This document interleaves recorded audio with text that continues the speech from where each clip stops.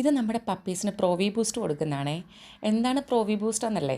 ജനനം കഴിഞ്ഞ ഉടനെയുള്ള കുഞ്ഞുങ്ങൾക്ക് ഇമ്മ്യൂണൈസേഷൻ പവറും അത്യാവശ്യമുള്ള ആരോഗ്യവും വളരെ കുറവായിരിക്കും. ഇത് രണ്ടും നിലനിർത്തുന്നതിന് വേണ്ടിയുള്ള സിറപ്പാണ് ഈ പ്രോവി ബൂസ്റ്റ് എന്ന് പറയുന്നത്. അതായത് നമ്മുടെ തന്നെ കുഞ്ഞുങ്ങൾക്ക് ജനനം കഴിഞ്ഞ് നമ്മൾ വൈറ്റമിൻ ഡി സിറപ്പൊക്കെ കൊടുക്കത്തില്ലേ, അതുമാതിരിയുള്ള ഒരു സിറപ്പ്. ഇത് കൊടുക്കുമ്പോൾ നന്നായിട്ട് ഇമ്മ്യൂണൈസേഷൻ പവറും ഉണ്ടായിരിക്കും, നല്ല ഹെൽത്തി കുഞ്ഞുമായിരിക്കും. പിന്നെ വേറൊരു ഏറ്റവും വലിയ ഉപയോഗം എന്ന് പറയുന്നത് ഡെത്ത് ആവാനുള്ള സാധ്യത വളരെ കുറവായിരിക്കും.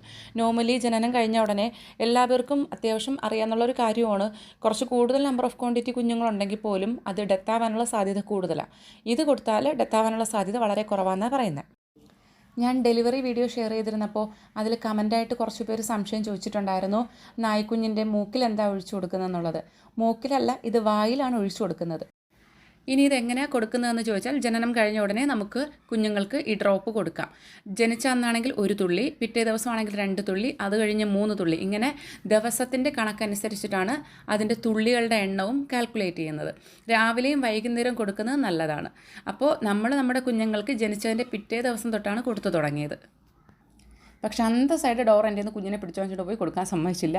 പിന്നെ ഡോർ ഉറങ്ങിക്കിടന്നപ്പോൾ എടുത്ത് കൊടുക്കേണ്ടി വന്നു.